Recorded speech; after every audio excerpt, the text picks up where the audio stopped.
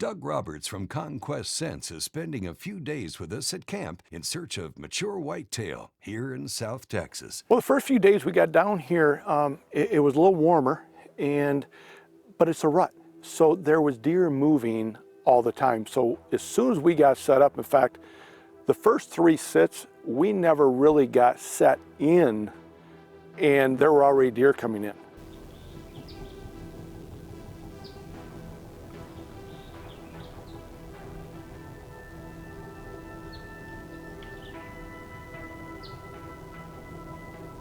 If at all possible, I love to get up off the ground. Anytime you can get elevated, one, you can see further, you're kind of looking down, you have this bird's eye view of everything, and it's an advantage. It's a huge advantage. You can get the scents put out below you, you get up above, and as they're coming in, you can prepare yourself quicker, more efficiently. You're not having to move when they're in tight to you. So elevated is great, and we were in some tripods, we were in a couple elevated tree stands. But I have to say it, down here with the brush, the way it's set up, the ground blinds, and you can brush them in, that's the ball. That's an adrenaline rush to me, because I normally don't get the hunt out of ground blinds. And they're in 10 yards. A couple of them we had in 10 feet. But normally the longest shot's 30 yards. So again, they're in your face, you're in their environment, you're intermingling with them and interacting them with the scents. That to me is really a lot of fun. So anyway, the first 3-4 sits, we were overrun with deer, but just nice bucks, smaller bucks, but all young bucks. All the older bucks were out tending does, breeding does. And there was, as Wade looked, he looked at trail cameras, there's no rhyme or reason to where the good bucks were gonna show up. In fact, they just disappeared.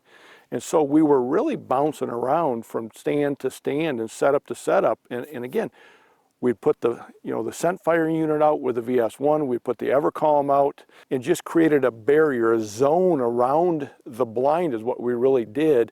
And so when they got in close to us, they smelled those smells rather than us. And we had great interaction. We just never saw the buck that we really wanted to harvest, an older, mature 5 to 7 year old buck. Doug Roberts of Conquest Scents has come to the second to last day of his hunt for a mature whitetail, and things are moving slow. It's been extremely slow. Now here's the weather conditions. It's much cooler. We have a decent breeze. Here is blowing from our right to left, but they're calling for on and off sprinkles and rain showers today. So we were really hoping that the deer would move early before the rain came in, and it really hasn't happened. I think we've seen 2 does and 2 young bucks. So we're gonna get out of here. We're gonna head back over towards camp, and they said there's a hayfield there. There's a setup that we're gonna get into, and they said there's normally a lot of deer and activity there. So all we gotta do is find one mature South Texas buck, and then I just gotta make the shot. Now, as Doug Roberts moves to a new stand here in the mid-morning, let's take a closer look at what he's been hunting with, the TenPoint Nitro X Crossbow.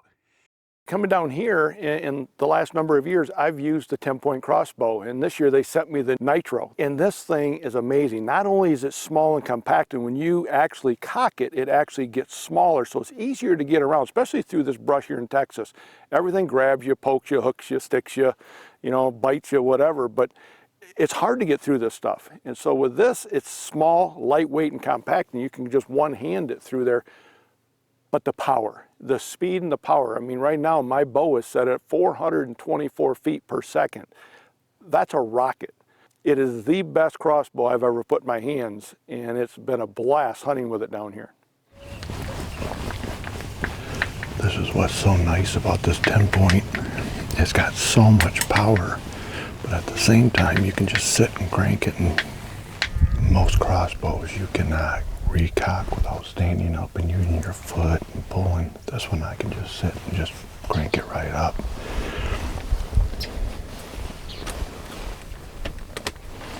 So you take the pull bar, bring it back in, lock it in place, snap the lever down, you're good to go.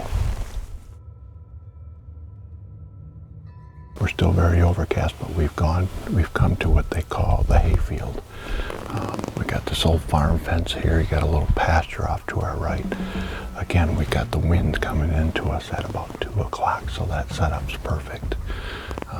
But the deer just kind of come out here and they're going to feed basically out in front of us as they kind of pass through. So there were some deer in here when we come in. They kind of blew out, so hopefully they'll come back and maybe some other ones will travel through. But we're going to hang the stink stick, Evercomb stink stick up and get the scents out. And right there covers our scent. So stink stick Evercomb. There's a doe right over here, so things are coming back naturally.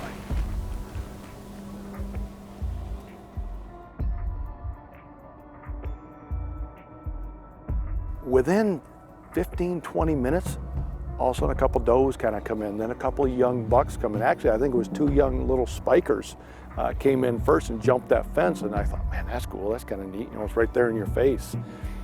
And then they just started coming from different directions. And all of a sudden, I look over to my right, and here comes this really dark chocolate, older, mature buck. You could tell instantly by his body, his belly, you know, had a little sag to it. Walked right up to the fence, kind of stopped, looked around, checked everybody inside, and up over the fence.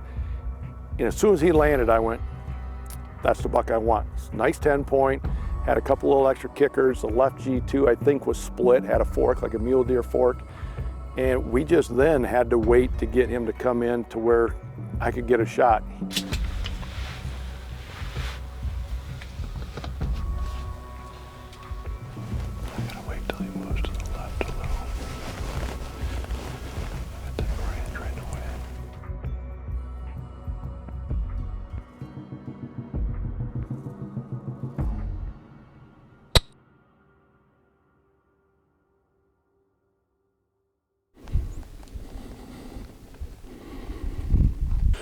Holy smokes. Okay. Just shot a really nice South Texas buck. I mean, nice, beautiful dark antlers. Looks like a 10. A nice basket rack, but when I shot, the shot was really good. What I didn't realize is he was just slightly angling towards me, his front chest. So when I thought I was putting it right behind the front shoulder and the lung, actually, it looks like it went through, maybe clipped a lung, but more of the liver. And the liver, it takes a little bit longer for him to die. So the liver on the front side, probably a little bit of the guts on the back side, but he's right over here. In fact, all the other deer are starting to walk up to him. He just laid down. He's hurting. No doubt he's going to expire, but what an awesome deer. It's been rough, so we're just going to keep an eye on him. We're going to give him at least 30 minutes, maybe an hour, and then we'll go see if he's out, gone, or if we kind of got to back out again. So.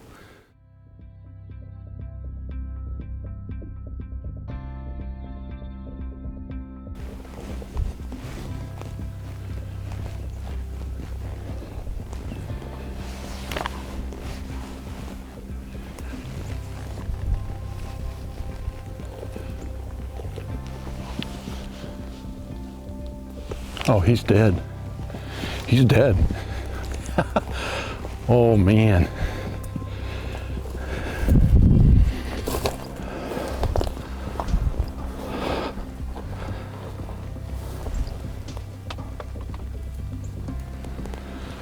Whew. My goodness.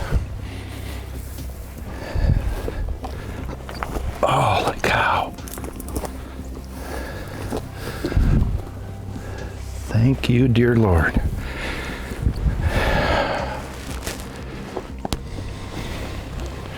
This is a gorgeous South Texas buck. Gorgeous. Oh, and I didn't even see this. He's got a kicker back here. He's got a little kicker back here, but nice and dark. Wow, wow, wow, wow. This actually got broke off a little bit. Wouldn't have been as long as this side, but it would have been a little longer. So,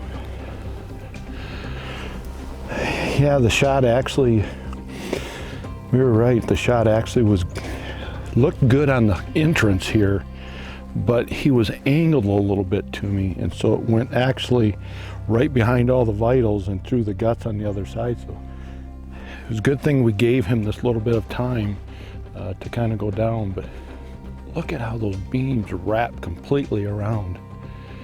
Nice and white on the end. What a beautiful, beautiful deer. Gonna make a nice mount. I'm gonna donate the meat to a needy family. We have plenty of venison back home, so he will definitely go to good use. Somebody that really could use it. Hopefully a family has kids, so. Congratulations, Doug, on your conquests and entry into the Yamaha Whitetail Diaries.